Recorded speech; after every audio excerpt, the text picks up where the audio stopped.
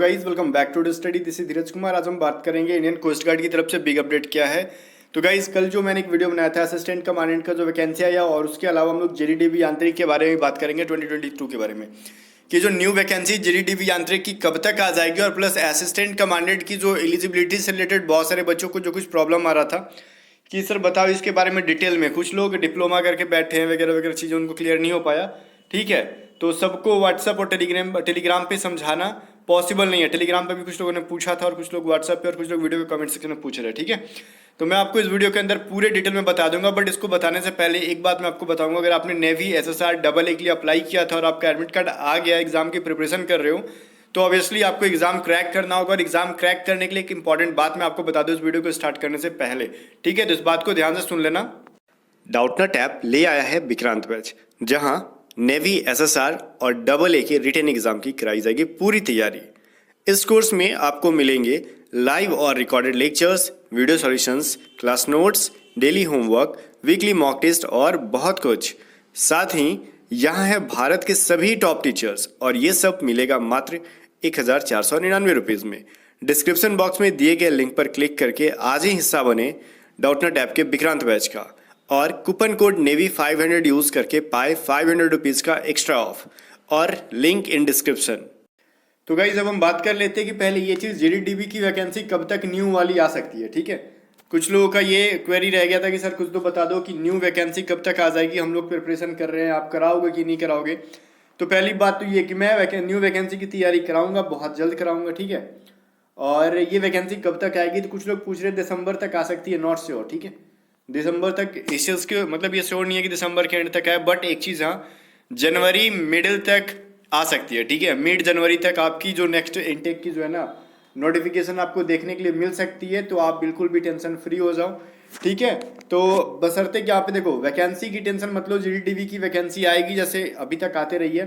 अब इसको मत सोच लेना कि नेवी की तरह ये हो गए, तो बिल्कुल देखो नेवी अलग चीज़ है और कोस्ट गार्ड आपका अलग चीज़ है। तो ठीक है, कुछ लोग बोलते हैं सर नेवी कोस्ट गार्ड के बारे में बताओ, तो ये नेवी कोस्ट गार्ड नहीं, नेवी आपका डिफेंस हो गया, लाइक मिलिट्री हो गया, और आपका कोस्ट गार्ड जो हो गया पैरामिलिट्री मतलब अर्धसैनिक बल। तो इन मतलब नेवी का असर आपको कोस्ट गार्ड पे देखने के लिए नहीं मिलेगा, ये ऑफलाइन नहीं होगा, ये आपका ऑनलाइन ही होगा जैसे अभी तक होते आ रहा था। ठीक है, और इसकी जो न्यू वैकेंसी अब जल्द आ जाएगी, जनवरी में आपको देखने के लिए मिलेगी, और जनवरी को जल्द ही कहना है क्योंकि अपने टाइम पे ही आएगी। ठीक है, प्रिपरेशन कंटिन्यू रखना, और इस बार टारगेट करना कि कट ऑफ जो इस बार का आपने देखा हाई गया था उससे भी ज़्यादा मार्क्स लाने का कोशिश करना। चलो, अब हम बात कर लेते हैं आपको असिस्टेंट कमांडेंट के बारे में कि कौन लोग अप्लाई कर सकते हैं, और बोल रहे थे सर अच्छे से बता दो। ठीक है, क्योंकि बहुत सारे लोगों को ये चीज़ क्वेरी रह गया था कि इसमें डिप्लोमा भी है, 10+2 भी है, तो क्या माजरा है इसका। मैं एक एक करके आपको बता देता हूँ।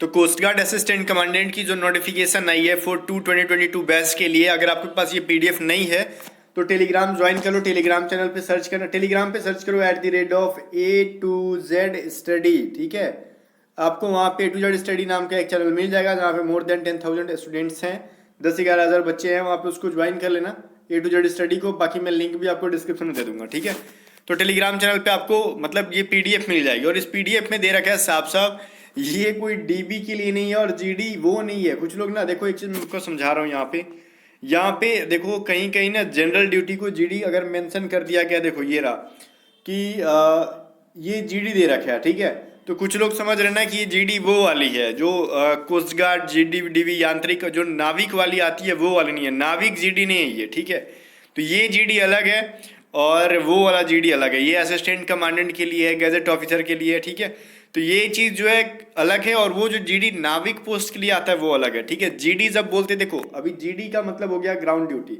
जो चीज़ आपको ग्राउंड पे करने के लिए मिलेगी। देखो एसएससी जीडी होता है वो चीज़ अलग हो गया, नाविक जीडी हो गया वो अलग हो गया, और ये जो कमांडेंट वाला जीडी हो गया ये अलग हो गया। तो तीनों चीज़ समझना।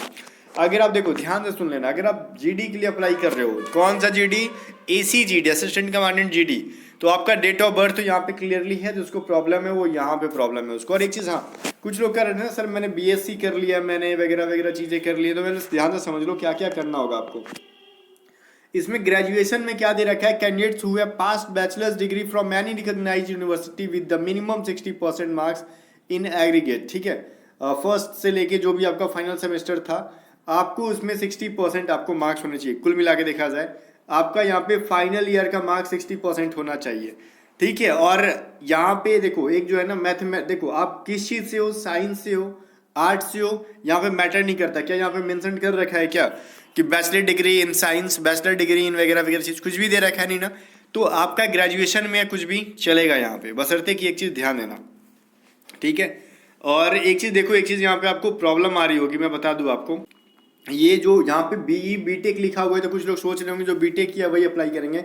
नहीं भाई, ये इस पे ध्यान मत दो। अगर बीटेक आपके पास नहीं है, मिनिमम आपके पास आर्ट्स भी है, कॉमर्स भी है, साइंस भी है, तो भी आप जीडी के लिए अप्लाई करोगे। लेकिन बशर्ते एक कंडीशन है यहाँ पे।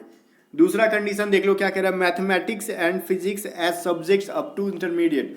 मतलब 12th क्लास में जो है ना आपका एक, मतलब आप साइंस होने चाहिए जिसमें कि आपका मैथ और फिजिक्स होना चाहिए, ठीक है। तो ये चीज़ जो है आपका, उसमें भी 60% एटलीस्ट होने चाहिए मैथ एंड फिजिक्स के अंदर।